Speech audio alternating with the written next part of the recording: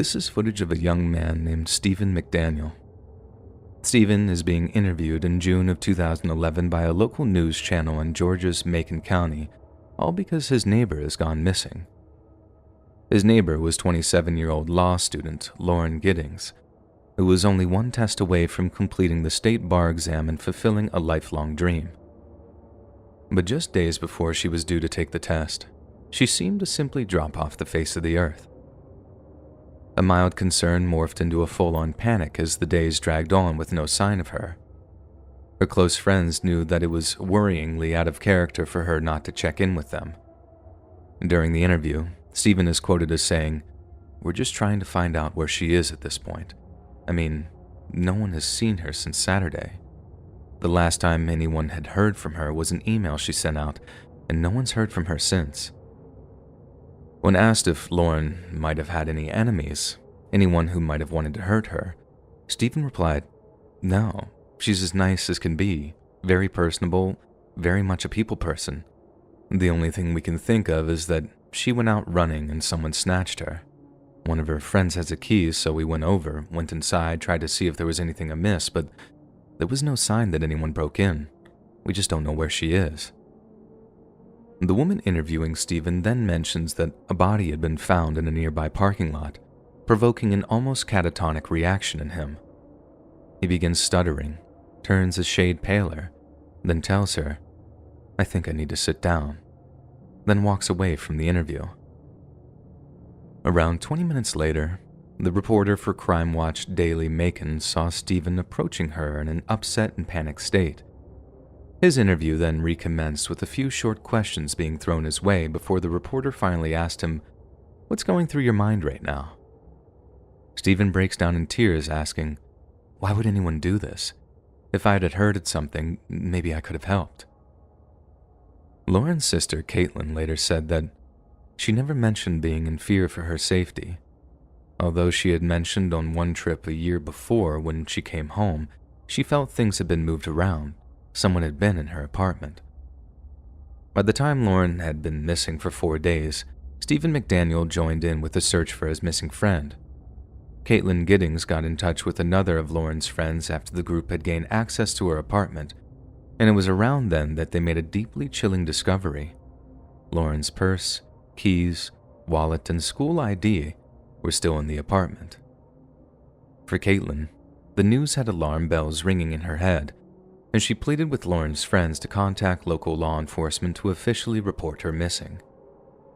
Macon Police Sergeant Scott Chapman later said, "There were no witnesses. It was all just a matter of interviewing anybody who lived at that complex or anybody who associated with Lauren."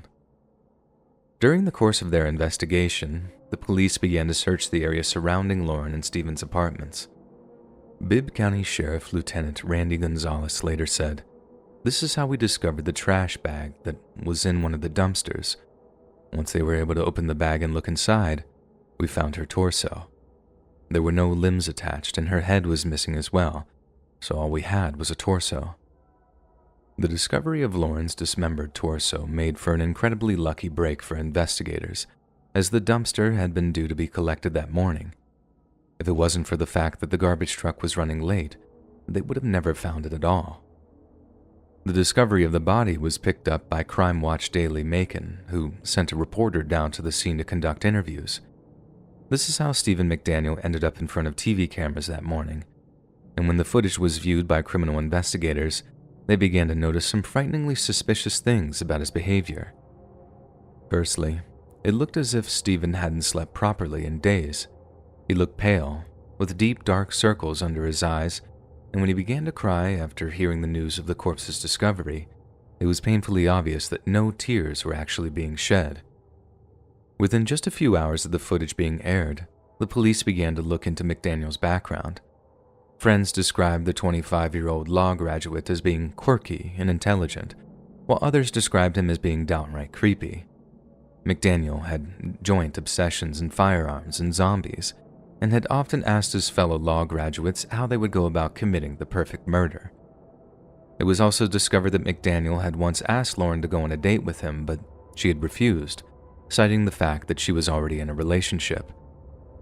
Bibb County District Attorney David Cook later said that Stephen had both a master key and key to Lauren's apartment in his possession. He also had a flash drive that belonged to her that contained hundreds of her personal photos, along with a pair of her underwear. Her computer history showed an interest in her Facebook and LinkedIn pages, and sometimes he would be searching for images of her around the same time that he was looking up violent pornography. Investigators also found a deleted video taken from a video camera, one which appeared to show McDaniel's method of stalking Lauren. He had taken a wooden pole, duct taped the camera to it, then used it to peek inside one of Lauren's open windows. That was the straw which broke the camel's back, said DA David Cook. The video appeared to be from the same night she went missing. The police still couldn't prove that McDaniel had murdered Lauren, but they could prove that he had burglarized her apartment on a number of different occasions. He was arrested and charged for the incidents, and during the subsequent police interviews, he was put under increasing pressure to admit to Lauren's murder. It's during these interviews that McDaniel displays some incredibly disturbing behavior.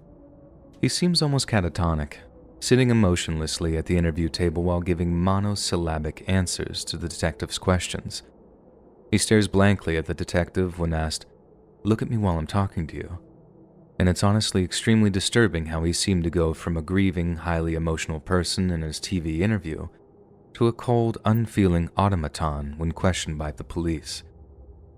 When asked why he's shutting down, why he refuses to talk to the detective, Stephen replies, "I don't know," in a way that's so monotone and chilling that it's almost difficult to listen to. He's clearly going through some kind of mental breakdown, possibly resigned to the fact that he's going to be caught and convicted of murdering the innocent Lauren Giddings. It's worth noting that one of the police techniques used to intimidate a suspect into a confession is to stare directly into their eyes as a way of inducing introspective thoughts, making the suspect feel overanalyzed, almost as if though they're being read like a book. Yet McDaniel's stare is so intense, unfeeling, and terrifying that the detective who attempts this technique is actually the first to break the staring contest, obviously so unnerved by the suspect that he can't possibly continue the attempt. Over the coming weeks, detectives broke McDaniel down by employing what's known as the futility technique.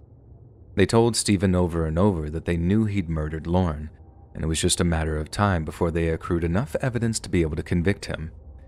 It took a long time to actually collect that evidence as it required numerous DNA tests, but in the end, it was enough to convince McDaniel to accept a plea deal.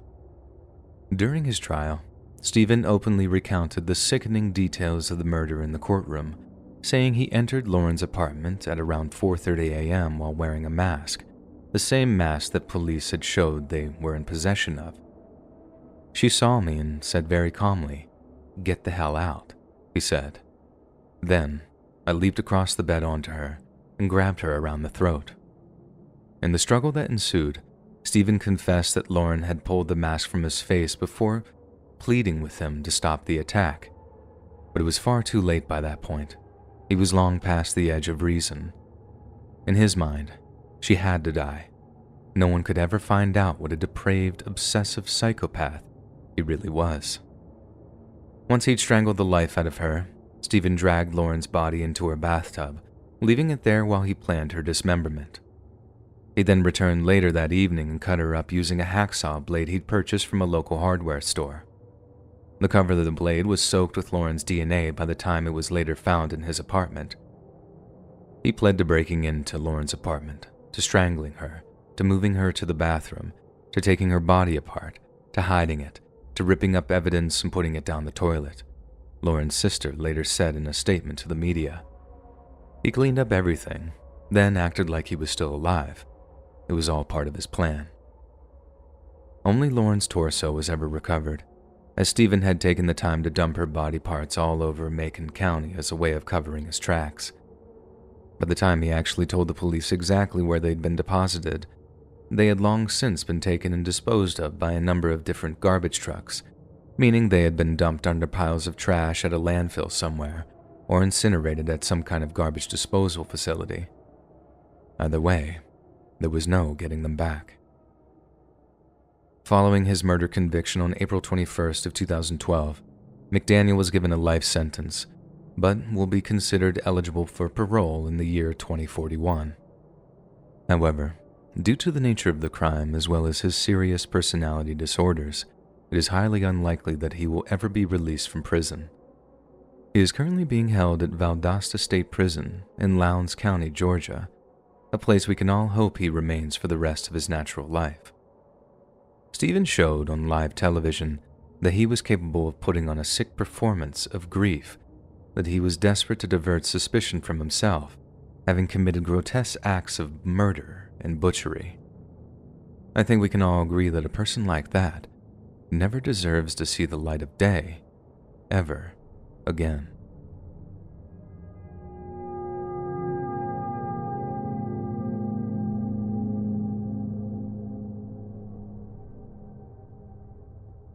This is footage from an edition of The Jenny Jones Show, taped on March 6th of 1995. The Jenny Jones Show was one of those Jerry Springer-style tabloid talk shows that became synonymous with the 90s. But after failing to take off with a more traditional Oprah-style format, the show's producers began to flaunt much more sensationalist content, including paternity tests, out-of-control teens, feuding neighbors, and in some cases, secret crushes. It was this final subject that became the topic of the March 6th taping, with guests being interviewed in front of the live studio audience before their secret admirer was revealed to them from backstage. Some reveals were more successful than others. Some couples were mutually attracted to each other, while other guests didn't find their attraction reciprocated. But in the case of Jonathan Schmitz, his secret admirer was perhaps the person he least expected. Jenny Jones began by feeding small, cryptic clues to Schmitz, in the hopes that he might be able to guess who his secret admirer might have been. Although Schmitz is visibly excited by the prospect, he fails to conjure up any idea of his admirer's identity, even when informed that they were someone he interacted with on an almost daily basis. When the time came to reveal his secret admirer, Schmitz seemed desperate to find out exactly who this person was. Yet the shock on his face is evident when the person's name was read out. You see, it wasn't a woman's name that Jenny Jones called out. It was a man's name. Jonathan's secret admirer was a man named Scott Bernard Amador. As the audience whooped and cheered in surprise, 32-year-old Scott of Pittsburgh, Pennsylvania walked out onto the stage to greet his secret crush. Schmitz couldn't have been more surprised, but at first, he seemed to take the revelation with good humor. When asked if he was single, Schmitz replied that he was, but that he was definitely heterosexual, meaning that there was no chance for him and Scott to get together. The audience also applauded when Schmitz returned Scott's embrace before he left the stage, as despite the fact that he had been very surprised by his appearance on the stage, he seemed to harbor no ill feeling towards his secret admirer. It was later reported that the crew of that day's show actually went out for drinks together following the end of the production, with Schmitz and Scott being spotted chatting and drinking together as the night went on. There were subsequently mixed rumors surrounding the events that followed the night out, with some claiming that the men went their separate ways, while others argued that a brief, intimate encounter had occurred. But either way, we know that 3 days later, Scott Amador left a handwritten note on Jonathan Schmitz's door. The contents of this note have since been hotly disputed, but it's since been agreed by all parties that what was written was highly suggestive. After Schmitz found it, he got into his car, drove to a nearby bank, and withdrew a sizable amount of cash from his current account. He then drove over to Scott's mobile home to confirm that it was him that had left the note. We know that in response, all Scott did was give Schmitz a knowing grin, and at that, Schmitz told Scott to wait where he was, then returned to his car to fetch something. You see, before Jonathan Schmitz knocked on the door of Scott's mobile home, he stopped somewhere other than the bank. He'd also visited a local gun store and used the cash that he'd withdrawn to purchase a 12-gauge shotgun along with a box of shells. It's possible that Scott expected Schmitz to return to his mobile home with a bottle of wine, maybe another kind of gift, and that Schmitz had played the part of the nervous but curious prospective lover. Yet when he returned to his car, Scott saw the shotgun in his hand, but by then, it was far too late to run. Schmitz pumped 2 rounds of buckshot into Scott's chest, shredding his internal organs and killing him almost instantly. He then drove home, got out of his car, walked into his house, and called 911. The call to the dispatcher is freely available to listen to online, and it's chilling to hear how resigned Schmitz sounds as he confesses to the murder. "Ma'am, I think I just shot a man," he says, with just a hint of sadness in his voice. Then, as the dispatcher tells him to calm down, Schmitz breaks down crying as if the gravity of the situation had hit him for the very first time. The dispatcher kept Schmitz on the phone until officers could arrive to arrest him, and it's a testament to her composure that Schmitz gave himself up without harming himself first. At his trial, his defense attorney pointed out that Schmitz had been diagnosed with manic depression and Graves' disease, which had been known to cause extreme anxiety and irritability in those who suffer from it. His attorneys also used the so-called gay panic defense, which argues that an extreme homophobic reaction is to blame for the defendant's violent behavior, one that can be acquainted with a kind of temporary insanity. It made for a pathetically weak argument, and after being found guilty of second-degree murder, Schmitz was sentenced to 25 to 50 years in federal prison. 3 years after Schmitz was sentenced, Scott Amador's family sued the Jenny Jones Show for what they referred to as ambush tactics. The court case sparked a societal debate on the morality of tabloid talk shows, and the exploitative nature of such entertainment was on trial just as much as the Jenny Jones Show was.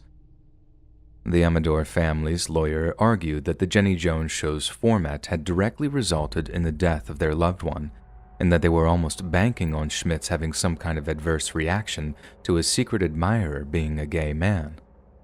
The argument was so compelling that, in May of 1999, the jury announced that Warner Brothers were to pay the Amador family a jaw-dropping $29 million in damages, which is the equivalent of around $50 million today. Court documents stated that the Jenny Jones Show created an unpredictable situation without due concern for the possible consequences.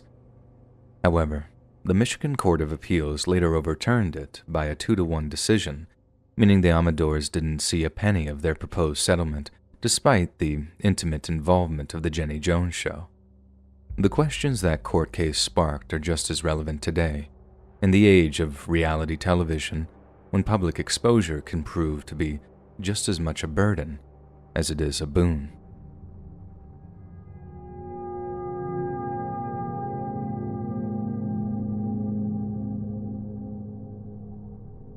This short video shows YouTuber Trevor Heitman showing off his month-old McLaren 650S supercar.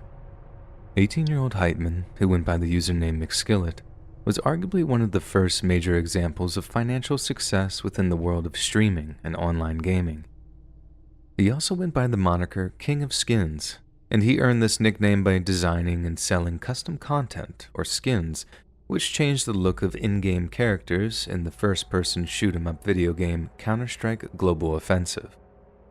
Heitman also hosted a popular YouTube channel under his McSkillet username and posted videos detailing leaks of future CSGO content, game glitches, top 10 lists, and tutorials to help his fanbase get better at the game. His tens of thousands of skins sales, coupled with his YouTube following of almost 1 million subscribers, evidently made Trevor a very wealthy young man, as he was able to afford a car that some say was in the price range of around $700,000. But in May of 2018, his entire world came crashing down around him. One of the ways that McSkillet became so wealthy was with random skin giveaways. Many of these giveaways, especially around the holiday period, were completely free to enter and gave his followers a chance to win up to $10,000 worth of free CSGO skins. Although this couldn't strictly be described as gambling, McSkillet's operation drew the attention of Counter-Strike developers when they decided to crack down on so-called content gambling. Some have argued that this was a genuine attempt to stop people from making illicit revenue from their game, while others assert that they simply wanted to muscle the likes of McSkillet out of the pictures so they could rake in the additional profits themselves. Either way, the CSGO developers made the decision to confiscate $200,000 of Trevor's virtual skins before blocking his ability to buy or sell any others. Overnight, Trevor's virtual empire was burned to ashes, and it had a devastating psychological effect on him. He went from being one of the most influential figures in the entire online gaming community with a revenue stream that a Fortune 500 CEO would be proud of, to being just another gamer. At least, that's the way he saw it. He still had his YouTube channel, he still had an active social media following, and there's no doubt that he had tons of potential to make both money and maintain a public profile. Perhaps it was his young age and inexperience in life, and it's indisputable that the CSGO skin trading ban would have devastated his income. But to Trevor, the ban was nothing short of apocalyptic to him, and it caused him to spiral into a deep and debilitating depression. Not long after the skin trading ban, Trevor had gone out for a drive in his McLaren, and when he returned home, he made a shocking confession to his deeply concerned mother. He told her that he had driven his supercar at speeds of up to 150 miles per hour on the wrong side of the road in a residential area with a maximum speed limit of only 25 miles an hour. At first, Trevor's mother didn't seem to believe him, but when he insisted that he really had done something so reckless, she became apoplectic with rage. She screamed at him to never do anything so thoughtless or dangerous ever again. But when her fury didn't seem to have an effect on him, she tried another, more heartfelt approach. She begged her son not to put himself or anyone else at that kind of risk, morally compelling him to refrain from such behavior. "You can't do things like that," she reportedly told him. All he replied was, "Yes, I can." As soon as Trevor's father arrived home, his mother informed him of everything their son had told her. This new lecture included appeals to the law, with Trevor's father asking his son what he would do if the police ever caught him driving so recklessly. "The police can't hurt me," he said to have replied. "Neither can their bullets." Trevor's behavior grew worse and worse as he confessed to harboring increasingly dark thoughts regarding himself and the world around him. His parents pleaded with him to give it time, insisting that the skin trading ban was just a small hurdle in what promised a long and prosperous career. After all, they'd gone from telling him to stop spending so much time playing video games to being nothing short of stunned when he'd finally showed them his bank balance. They hadn't believed it was possible to make so much money from playing video games, let alone selling fake clothes, as they called them. But there it was. Their own son had made more money than they'd made in a lifetime, all in just a few short years. They told him all that, tried building him up, tried bolstering his confidence, but none of it seemed to work. Nothing seemed to drag him from the black cloud of depression that he had immersed himself in. Then, on the morning of August 23, 2018, Trevor's behavior seemed to hit a severe low point. His manic depression had begun to manifest itself in severe mood swings that his parents described as being erratic and irrational. They were so terrified that he might do something to harm himself or those around him that they contacted the local San Diego Police Department, begging them to subject Trevor to a psychiatric evaluation. Shockingly, despite everything they told him, the SDPD officer they spoke to told Trevor's parents that since he hadn't broken any laws, they would be legally hamstrung from performing any kind of psychiatric evaluation. It was up to Trevor's parents to keep him from harming himself, and after almost an hour of trying to reason with him, he broke down in tears and admitted that he was going through a kind of mental breakdown. He was exhausted, and for almost a week had barely slept for more than a few hours at a time. After weeping of his loss and his deteriorating mental state, Trevor finally felt as if he could finally get some proper sleep, then went back to bed to finally catch up on the sleep he'd missed. Yet the reprieve was only temporary, and just 4 hours later, Trevor was awake again, and his renewed energy was poured back into his devastating depression. The first Trevor's parents knew of their son being awake was when he walked into their driveway and attempted to climb into his McLaren. His mother begged him to come back inside, but Trevor refused, going so far as to physically lay hands on her when she grabbed him by the arm. Trevor's father acted quickly in climbing into his own vehicle before blocking his son's car into the driveway. But that didn't stop him. Trevor repeatedly rammed the rear of his McLaren into the side of his father's vehicle, with its powerful engine making short work of the impromptu blockade. Within just seconds, his car had enough room to back out of the driveway, and once it did, Trevor drove down the street at top speed and out of his parents' view. It was the last time they would ever see their son alive. A few minutes later, Trevor smashed through the gates of the nearby Ashley Falls Elementary School and almost plowed into two innocent people who tried to stop him. I was worried he was going to hit the two people standing at the gate, a bystander later said. They stood in the middle trying to stop him, doing hand motions, but he didn't stop at all. If they didn't move, they would have got run over. He didn't stop his car, he just kept accelerating and the gate busted open when he hit it. The same eyewitness later said that Trevor got out of the McLaren, walked over to the school while cursing and seething to himself, then smashed one of their windows. Following this bizarre outburst, he stomped back to his busted-up McLaren, climbed back into the driver's seat, then sped away as fast as he could. 20 minutes later, at around 4:30 p.m., Trevor had made his way onto Interstate Highway 805 and was driving at speeds of more than 100 miles an hour. The speeds he was traveling at made the situation extremely volatile, but there was another aspect of the incident that made it even more horrifying. Trevor was driving against the flow of traffic. He weaved in and out of cars for a few minutes, soundtracked by a chorus of honking horns as terrified drivers wondered what the hell he was thinking. But finally, Trevor just seemed to pick one, almost at random, and put his foot down as he aimed for one particular Hyundai SUV.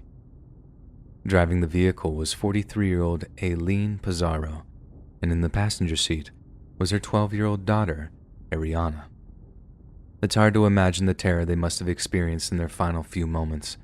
Difficult to picture the horrific speeds at which Trevor's car flew at theirs. The impact was so violent that both vehicles immediately burst into flames, causing huge plumes of black smoke which swept over the highway. One motorist, Hector Puga, told a national news channel that he saw a vehicle swerve before it exploded. All I could do was hold onto my steering wheel and run over everything that exploded, he said. The only consolation is that they didn't suffer. All three people involved in the fatal crash were killed the instant it occurred. In the aftermath, the developers of Counter-Strike Global Offensive paid tribute to Trevor in a number of different ways. Firstly, Trevor's business logo appears as an Easter egg in Counter-Strike Operation Broken Fang in the bomb's defusal map, Engage, which was set in a car factory. Trevor's business logo also appears as the company's logo of the game's fictional automobile company, Mass Cars, and can be seen on the grille of all the cars in the map, as well as several of its walls. As you can imagine, this generated a huge amount of controversy, as some felt that it was in extremely bad taste to commemorate Trevor, akin to commemorating a firearm enthusiast mass shooter by naming a gun after them. Others commented that it was the developer's greed and ignorance that led to his nervous breakdown in the first place, as if though they'd simply allowed him to continue trading skins, he'd never have been pushed to such a horrific breaking point. Maybe the only thing we can all agree on is that society's capacity for dealing with mental health crises is severely lacking, and there is no better example to illustrate this than Trevor's breakdown. If he had only gotten the help he so desperately needed, at a time he needed it, then his is a tragedy that might never have happened at all.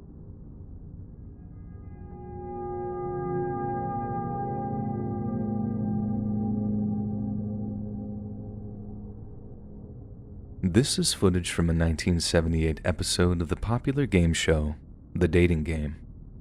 Typically, the way the dating game worked was that a bachelorette would question 3 bachelors, all of whom were hidden from her view. Then, at the end of the questioning period, she would choose one to accompany her on a date with expenses paid by the show. The show's host, Jim Lang, introduced the man on screen as a successful photographer who got his start when his father found him in the darkroom at the age of 13, fully developed. Between takes, you might find him skydiving or motorcycling. But the man in this video had another passion too. You see, his name is Rodney Alcala, and by the time he appeared on the dating game, he had already committed a series of brutal assaults and murders. Born in San Antonio, Texas, Rodney's single mother moved him and his two sisters to suburban Los Angeles when he was 11 years old.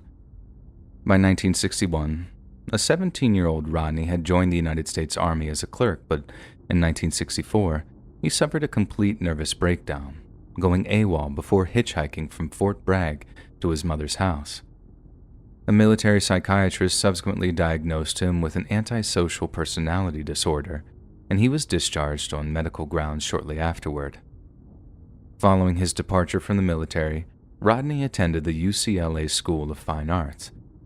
It was here that his life as a predatory criminal began, and on September 25th of 1968, a member of the public called 911 after spotting Rodney lure an 8-year-old girl into his Hollywood apartment. Thankfully, when the cops arrived, they found that the girl was still alive, but Rodney had severely beaten her with an iron after committing an obscene act of abuse and had already fled the scene. To avoid the arrest warrant put out for him, Rodney fled to New York City and enrolled in the NY Film School under the name John Berger. Following his graduation, he obtained a counseling job at a New Hampshire arts camp for children in 1971. Then in June of that same year, a 23-year-old flight attendant named Cornelia Crilly was found violated and strangled in her Manhattan apartment. The circumstances of her murder were shockingly similar to the assault on Rodney's first victim back in LA. So shortly after Cornelia's body was found, Rodney was added to the FBI's 10 most wanted fugitives list. Posters of Rodney's face were posted all over New York, and after 2 children attending the arts camp recognized him, they immediately informed the police that their suspect was none other than an instructor at their arts camp. The idea that such a dangerous man had secreted himself among dozens of potential victims caused horror and outrage among the general public, and the police rushed to apprehend Rodney before he could harm another child. As a result of their swift actions, he was arrested before being extradited to California, but by that point, the prosecution's case against him had weakened considerably. As a result of their family's trauma, the family of the 8-year-old girl he'd assaulted had moved down to Mexico to start their lives anew, and when contacted regarding the trial, they refused to let their traumatized daughter testify. And without such a valuable testimony, the California authorities were unable to charge Rodney with either assault or attempted murder, and were forced to go with the lesser charge of inappropriately touching a child, which, unbelievably, only carried a sentence of 3 years. After completing just 17 months of his sentence, Rodney was paroled, yet it took him just 2 months to be rearrested for the assault of the 13-year-old girl. Rodney had lured her into his car by promising her a ride to school, then had driven her to a secluded area before subjecting her to a horrendously venal attack. He was once again arrested, but despite demonstrating a compulsive desire to commit hideously obscene acts, he somehow ended up with an even shorter sentence of just 2 years. Following his release in 1977, the Los Angeles parole officer in charge of his case somehow allowed him to travel back to New York City. It's possible that Rodney had manipulated them into thinking that he had reformed himself, but it's also very likely that the LA parole board simply wanted him out of their hair. Either way, just a week after arriving in Manhattan, the body of 23-year-old Ellen Jane Hover was found buried under heavy rocks on a hillside overlooking the Hudson River. NYPD cold case investigators now believe that Rodney was the girl's murderer, and despite the public outcry and publicity the case received, Ellen so happened to be the goddaughter of Dean Martin and Sammy Davis Jr. The case has remained officially unsolved for all these years. However, officially unsolved simply means that a conviction has never been handed out, and given how similar the murder was to Rodney's other killings, it doesn't take a genius to work out that he's the guilty party. Following the manhunt of Ellen's killer, Rodney fled back to California to avoid a repeated case of arrest and extradition, and by 1978 began working as a typesetter for the Los Angeles Times. Due to his history of violence, he was interviewed by members of the Hillside Strangler Task Force as part of their investigations of known offenders, and although Alcala was ruled out as the Hillside Strangler, he was arrested and served a brief sentence for a drug possession before once again being released. After getting out of prison for the third time, Rodney began a novel new approach to his predatory desires. He began posing as a fashion photographer, convincing hundreds of young men and women that he was a strict professional in order to trick them into posing for what he referred to as his portfolio. One of his LA Times coworkers later said that he very unprofessionally shared his photographs with workmates. "I thought it was weird, but I was young.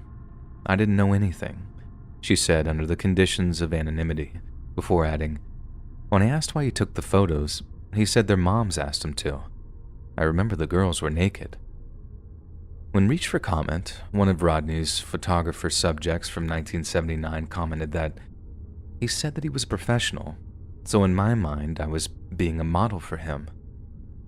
When the portfolio was later recovered by police, they discovered that it mostly included extremely explicit materials, and they feared that some of the subjects may constitute additional victims. Their suspicions were correct, as according to later trial testimony, Rodney had knocked unconscious a 15-year-old girl while she was posing for photographs before horrifically violating her. Just over a year after his appearance on the dating game, Rodney Alcala committed his final murder. On June 20th of 1979, 12-year-old Robin Samso disappeared while walking between Huntington Beach and her ballet class. After her rotting corpse was discovered almost 2 weeks later in the LA foothills, police officers rushed to question her close friends, only to discover that a strange man had approached them on the beach, asking to take their pictures. When a composite sketch of the stranger was circulated, Rodney's old parole officer recognized his likeness, and during a search of Rodney's mother's house near Monterey Park, police found a rental receipt for a storage locker all the way up in Seattle. When the locker was searched in turn, a chilling discovery was made. Robin Samso's earrings were in there, a grim trophy of Rodney's final unfortunate victim. Rodney's final arrest came in July of 1979, and the following year, he was tried, convicted, and sentenced to death for Samso's murder. Yet for some ungodly reason, his guilty verdict was overturned by the California Supreme Court, who cited that jurors had been improperly informed of his prior crimes. It took 6 more years before a second, almost identical trial saw Rodney sentenced to death for a second time. Rodney also endured a third murder trial as late as 2010, where he was charged with 5 separate counts of first-degree murder.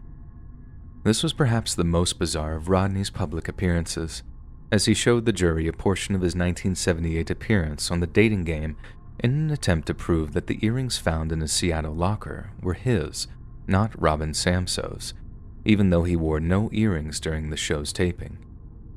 He seemed to repeatedly gloat over the fact that he'd been on television, and the inclusion of the evidence meant that a man named Jed Mills, the actor who competed against Alcala on the show, was forced to take the stand. Yet instead of confirming that Rodney had been wearing earrings, Jeb told a reporter that earrings were not yet a socially acceptable accessory for men in 1978, adding that, "I had never seen a man with earrings in his ear, and I feel like I would have noticed them on him." Despite his initial defense, Rodney made no significant attempt to dispute the 4 other charges, but seemed to cast an insult at the final 4 victims by claiming he couldn't even remember killing them. As part of his closing argument, he played the Arlo Guthrie song Alice's Restaurant, in which the subject of the song tells a psychiatrist that he wants to kill. It took less than 2 days' worth of deliberation for the jury to convict Rodney on all 5 counts of first-degree murder, and according to news reports, a surprise witness during the penalty phase of the trial was none other than Tali Shapiro, Alcala's first known victim whose family had relocated to Mexico following her brutal and traumatic assault. It seems she had spent years regretting the squandered opportunity for revenge and had wrestled between understanding her parents' intentions and resenting them. Following California's moratorium on the death penalty, Rodney's death sentence would be put on hold. Yet on July 24th of 2021, he would die of unspecified natural causes in Corcoran, California at the age of 77. That day marked the end of a man who had spent almost his entire adult life inflicting pain and misery on the vulnerable and defenseless. And although the reasons why he killed might be up for hot debate, what's certain is that he will most definitely not be missed.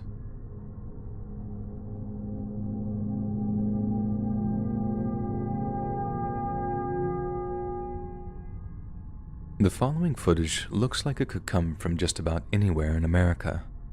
A young man in a hoodie heading into a gas station's convenience store to pick up a few groceries before heading home for the evening.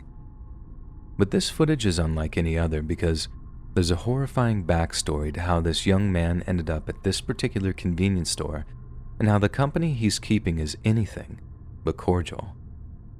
You see, the young man's name is Dzhokhar Tsarnaev, and he's just committed one of the most heinous acts of mass murder in American history. On the afternoon of April 15, 2013, the 117th annual Boston Marathon was in full swing, with thousands of runners sweating and panning their way through the streets of one of the most famous cities on Earth. The winner crossed the finish line at around 11:50 a.m., with the runners up not too far behind, and as the morning ticked over into the afternoon, scores of other amateur runners crossed the finish line in dribs and drabs, which was located outside of Marathon Sports at 671 to 673 Boylston Street. The afternoon was going well, with crowds of onlookers cheering on those that staggered across the finish line, gasping for water and grasping at the heat blankets handed out by Marathon staff. But then, at exactly 2:49 p.m., the mood of the day was torn asunder by the malicious evil of two shadowy young men. Two explosions ripped through the waiting crowds, sending whole people and torn-off body parts flying through the dusty air. The windows on adjacent buildings were blown out by the shockwave, sending a shower of wood and glass fragments over the wounded and dying. As the dust settled and the screams of the injured rose up into the skies, rescue workers and medical personnel rushed into action, joined by a plethora of volunteers who sought to provide any kind of care they could. The entire city's police, fire, and medical units were dispatched, including those from surrounding cities, as the armada of emergency vehicles were joined by private ambulances from all over the state. Then over the next few hours, it was determined that on top of the 3 people instantly killed by the explosions, an estimated 265 others had received wounds of varying severity. It took 27 different hospitals all over the state to be able to cater to such a horrifying mass casualty event, with at least 14 people requiring amputations. Emergency action plans were put into place all over the city, with the remaining marathon runners being diverted to Boston Common and Kenmore Square. A number of larger buildings in the immediate vicinity began evacuating personnel, fearing there might have been some kind of coordinated bomb attack. This fear was only compounded by the number of dropped bags and packages abandoned by their owners as they fled from the blasts, with many emergency personnel fearing that just about any of them could have contained additional explosive devices. Many false reports of such devices were received by panicked emergency services, and by pure happenstance, the John F. Kennedy Presidential Library nearby Dorchester suffered a small electrical fire.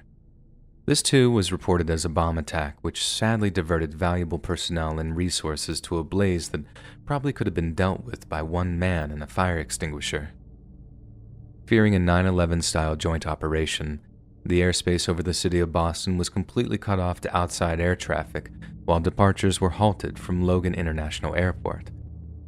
Cell traffic was congested to breaking point, forcing the Massachusetts Emergency Management Agency to release public broadcasts urging people in the vicinity to use text messaging instead of voice calls due to how crowded the cell phone lines were.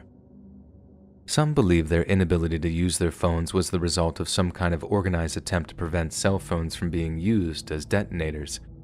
but others found that they were able to place calls to affected friends or relatives with few problems at all.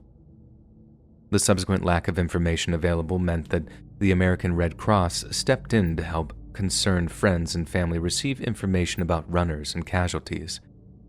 The Boston Police Department also set up a helpline to provide information on potential casualties. But perhaps one of the most heartwarming facts of that day was that, due to the closure of several hotels near the blast zone, a number of visitors were left with nowhere to stay. This led to many Boston residents opening their homes to complete strangers in order to provide shelter and comfort. Within hours of the bombing, a combined task force comprising of almost every three-letter agency the United States has convened to investigate the attack, as well as those who perpetrated it. It quickly became obvious that there had been absolutely nothing in the way of intelligence reports to suggest the bombing was due to occur, meaning that either the terrorist cell was extremely small or the bombing was the work of domestic extremists. Evidence from the blast site was collected relatively quickly and included pieces of metal, nails, ball bearings, black nylon pieces from a backpack, and remains of an electronic circuit board. It should also be noted that the blast was so powerful that the lid of a pressure cooker was found on a nearby rooftop, suggesting the device used was of the homemade pressure cooker variety.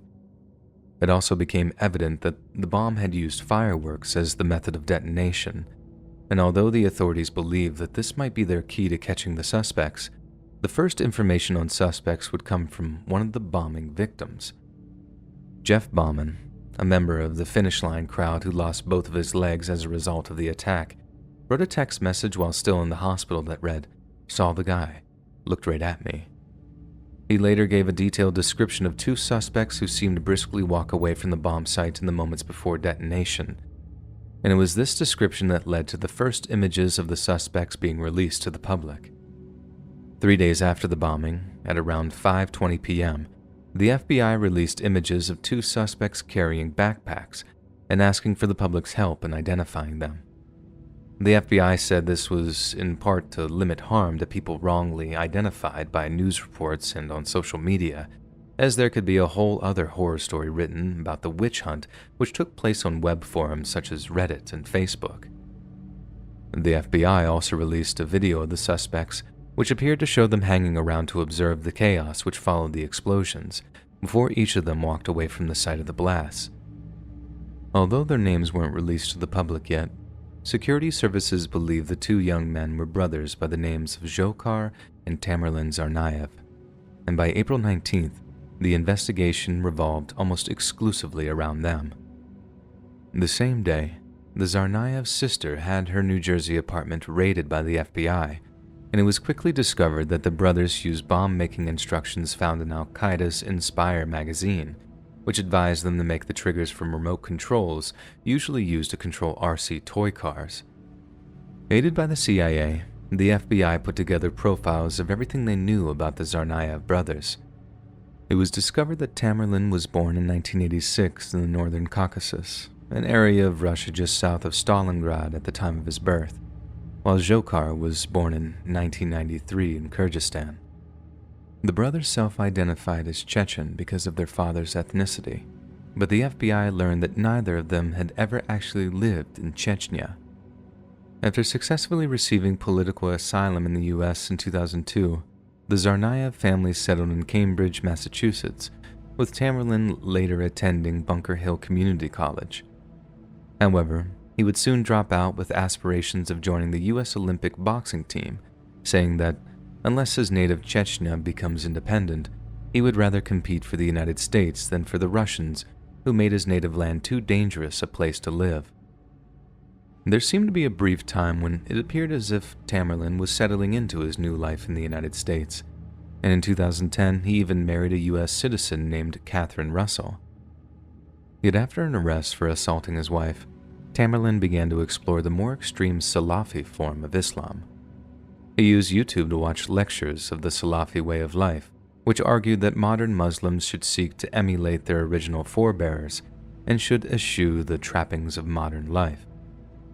On the other hand, the younger Dzhokhar Tsarnaev was a student at the University of Massachusetts Dartmouth with a major in marine biology and seemed to have very little interest in Islam, let alone its more radical iterations.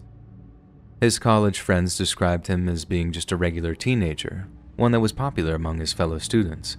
He liked hip-hop, smoked marijuana, and preferred not to talk about politics with those close to him as he simply didn't find it interesting. One friend later said that he literally couldn't believe Dzhokhar had been involved in the bombing, that it was inconceivable. He was much more concerned with sports and a cheeseburger than with religion. The deciding factor in his involvement in the bombing seemed to be the influence of his older brother, who he greatly admired, and the influence of his mother, who was said to have instilled both her sons with a desire to commit religious violence.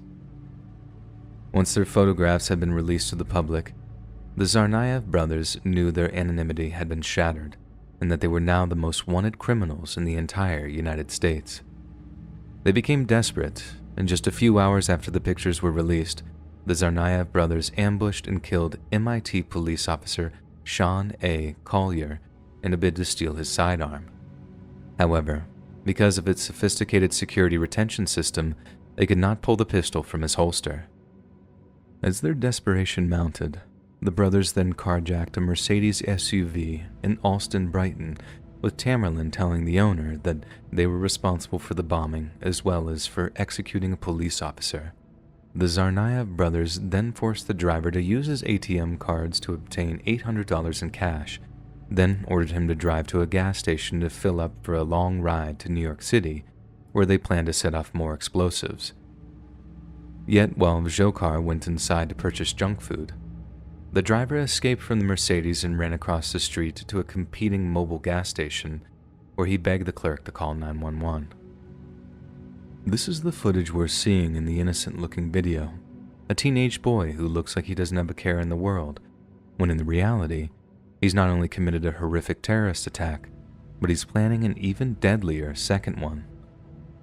Shortly after midnight on April 19th, Watertown police officer Joseph Reynolds identified the brothers in the hijacked vehicle, following it while he waited for additional units. When the high-risk traffic stop was undertaken on Laurel Street in Watertown, Tamerlan Tsarnaev stepped out of the Mercedes and immediately opened fire on two police officers. A terrifying firefight then ensued, with an estimated 300 rounds of ammunition being exchanged between the two warring parties, and at least one pressure cooker bomb and several homemade grenades were thrown by the Tsarnaev brothers. One of these improvised hand grenades wounded BPD officer Dennis Simmons so badly that he passed away a year later as a result of his devastating injuries. According to Watertown Police Chief Edward DeVoe, the brothers had a veritable arsenal of firearms, and it was only when Tamerlan ran out of ammunition that a police officer was able to tackle him to the ground. In the panic, Dzhokhar Tsarnaev, who had been driving another stolen vehicle, attempted to flee the scene, and what he did next had been the subject of much debate. The fact remains that he essentially charged the officers with the vehicle, but in doing so, he ended up running over his own brother. Some believe that Dzhokhar had thought officers arresting Tamerlan were performing CPR on a wounded officer, and his charge was an attempt to run them over. But there are others who believe that Dzhokhar deliberately murdered his own brother in an attempt to slow down the investigation, believing that he would crack under the questioning and name Dzhokhar as his accomplice. Either way, the severely wounded 26-year-old was taken into custody, but died at the nearby Beth Israel Deaconess Medical Center at around 1:35 a.m. Just a few minutes after critically wounding his own brother, Dzhokhar abandoned the car he was driving just a half-mile away from fleeing on foot. Given that he was on the run in a residential neighborhood, local residents received automated calls that pleaded with them to stay indoors. Officers in tactical gear then set about restricting access to a 20-block area of Watertown and used loudspeakers to tell residents not to leave their homes or answer the door. That evening, 2 hours after the shelter-in-place order had been lifted, a Watertown resident who lived just outside the search area noticed that the tarp was loose on the boat parked in his driveway. He approached, peered into the boat, then recoiled as he saw a bloodied Dzhokhar Tsarnaev lying in the hold. Within minutes, police officers had surrounded the boat, and when Tsarnaev attempted to emerge from it, the officers opened fire. Dzhokhar was arrested at exactly 8:42 p.m. with gunshot wounds to his head, neck, legs, and hand. Initial reports that the neck wound represented him attempting to take his own life were contradicted by him being unarmed at the time of his arrest. After his wounds were stabilized, Dzhokhar was questioned for almost 16 hours by investigators, and on April 22nd of 2013, a bedside hearing saw him charged with the use of a weapon of mass destruction and with malicious destruction of property resulting in death. Tsarnaev pleaded not guilty to 30 charges in his first public court appearance, and when his trial began on March 4th, he was described as a soldier in a holy war against Americans, whose goal was to reach paradise. Defense attorneys, on the other hand, emphasized the influence that his older brother had on him and painted Dzhokhar as a simple-minded follower. Just over a month later, Dzhokhar Tsarnaev was found guilty on all 30 counts and was subsequently sentenced to death. And so he now resides on death row, awaiting the same fate he wanted to bring to so many innocent people that day. The same day he walked around in his basic black hoodie, looking just like any other 19-year-old in a society he had completely and violently rejected. Hey friends, thanks for listening. Click that notification bell to be alerted of all future narrations. I release new videos every Monday, Wednesday, and Friday at 7 p.m. Eastern Standard Time. And if you have a story, be sure to submit them to my subreddit, r/letsreadofficial, and maybe you can hear your story featured on the next video. And if you want to support me even more, grab early access to all future narrations and bonus content over on Patreon. And click on that big join button to hear about the extra perks offered for the channel. And check out the Let's Read podcast, where you can hear all of these stories in big compilations and save huge on data located anywhere you listen to podcasts. Links in the description below. Thanks so much, friends, and I'll see you again soon.